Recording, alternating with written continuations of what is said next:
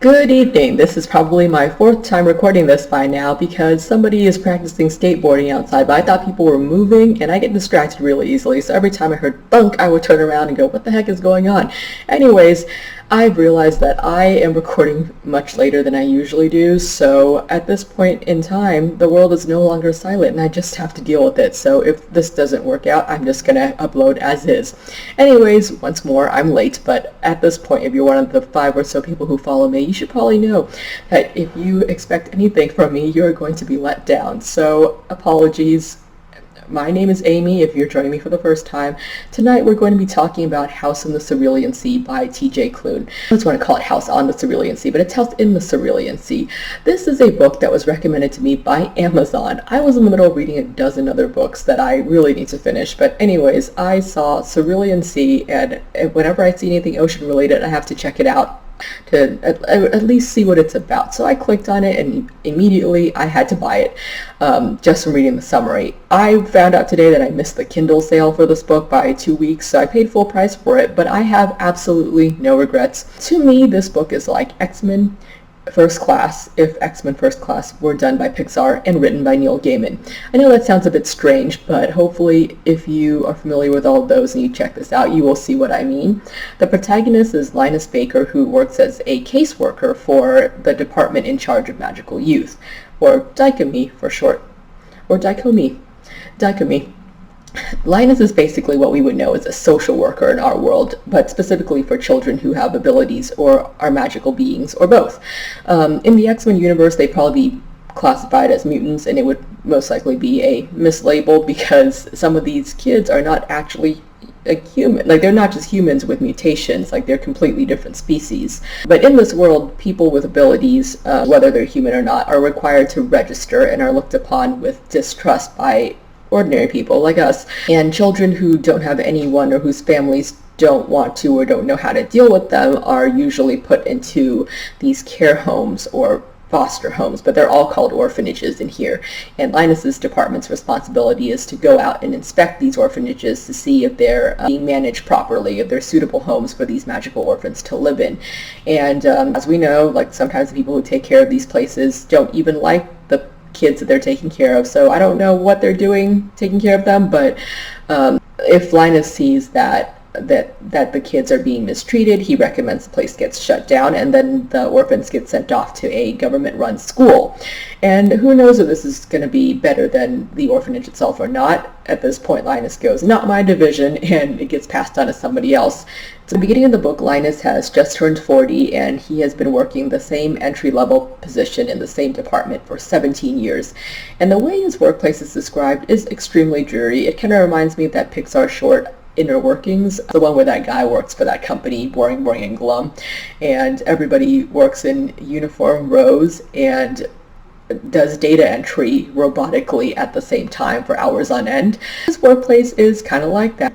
It's a very glum place, and he is underappreciated as an employee despite all the years that he's dedicated to this place. And his supervisor bullies him, and his coworkers are always waiting to see if he's going to get yelled at or fired or whatever. And he notes that after he turned 40, he's gained weight, and he always bumps into people on his way to his desk because he doesn't fit in the rows completely or easily anymore.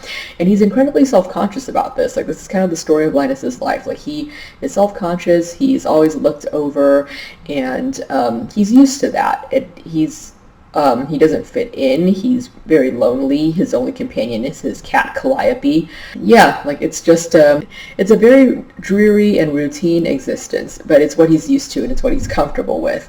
But this all gets thrown off course when extremely upper management and the higher-ups who work there decide that they're going to send Linus on this special top-secret classified assignment to this island called Marsyas. And the reason they chose him is because they've noticed over all these years that he handles things in a very objective and thorough way. Like, he's the guy that has the rules and regulations manual, which is about 900-something pages, memorized. He carries it around with him in his suitcase. I don't think anyone has even read it, but he takes it above and beyond. Anyways, this goes over well with upper management, so they choose him to go to this island. And the way the island is set up is there's a village, and then there's a ferry that takes villagers across to the smaller island, except nobody ever goes over there because on this island is an orphanage run by a man named Arthur Parnassus. And Arthur is in charge of looking after these 6 magical children who live completely cut off from the rest of the world because they've been deemed very, very dangerous, and the government and the villagers don't want them around any other children or any other people. So Linus arrives at this island, and he's greeted by Zoe, who is an island sprite who his company didn't even tell him about because, Daikumi didn't tell them about because she is unregistered. Like, they're aware of her existence, but they don't know that she is close enough to be sent on behalf of Arthur to pick up Linus. So anyways, he meets her first, and he learns that she is like an aunt or godmother figure to these children, so that she's very close to them and is a big part of their lives. And then he meets the children themselves. Like, when he first got there, he received these files about each of the kids, and he decided that he wasn't going to read them because he was afraid that if he read them, he would be too scared to go on. So as a result, he walks into this whole thing not knowing what he's getting himself into. So there's Talia, who is a gnome who likes to garden like all other gnomes. She's 263 years old, but in gnome years she's a little girl, and she has a beard and is very obsessed with digging and hitting people over the head with shovels and burying the bodies. Like, she doesn't actually do it, but she's just very into the idea of it.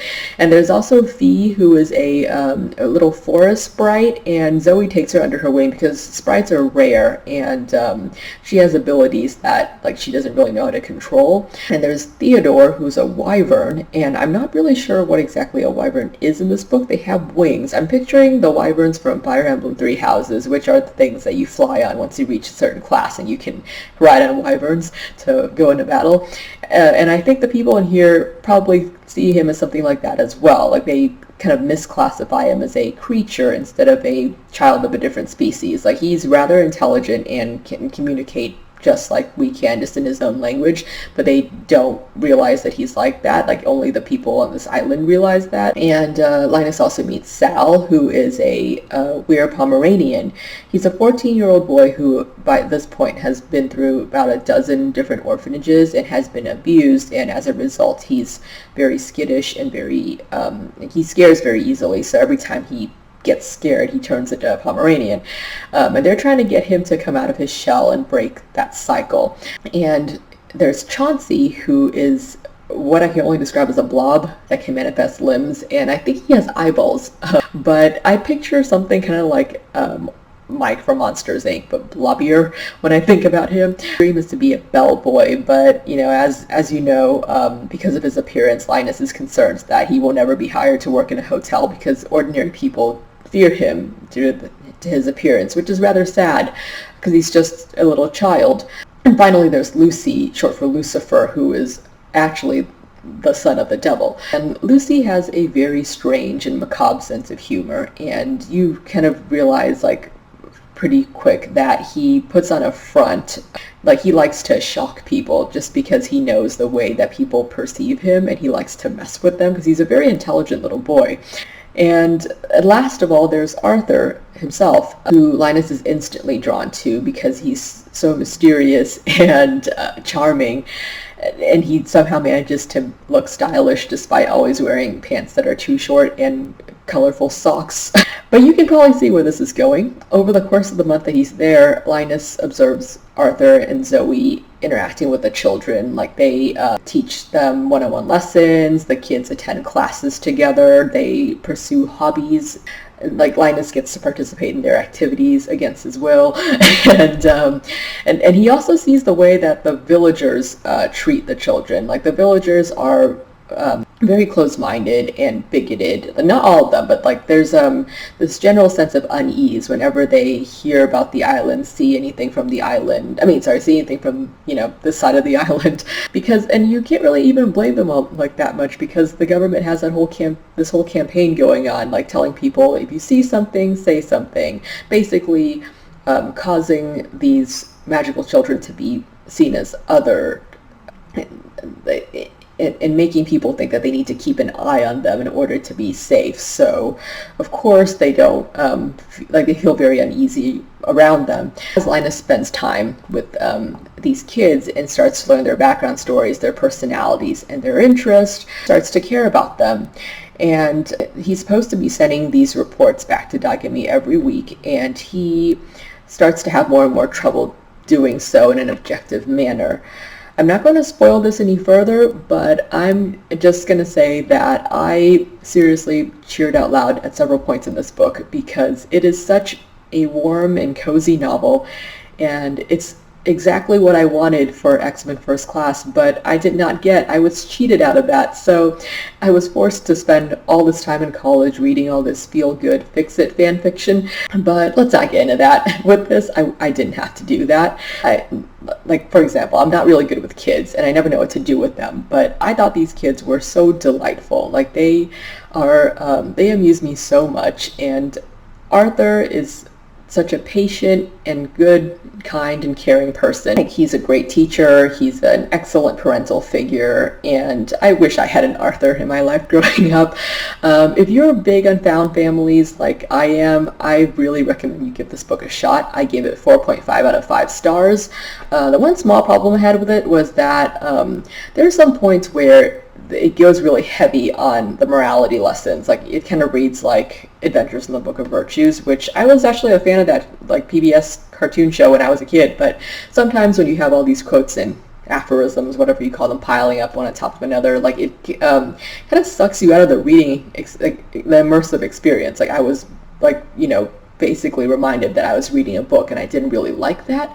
And the world in which these characters live is grim and unfair and very dark, kind of like our world, but the book doesn't ever really get depressing, which could be seen as unrealistic, but I don't know about you, I could use some hope and some joy in my life right now.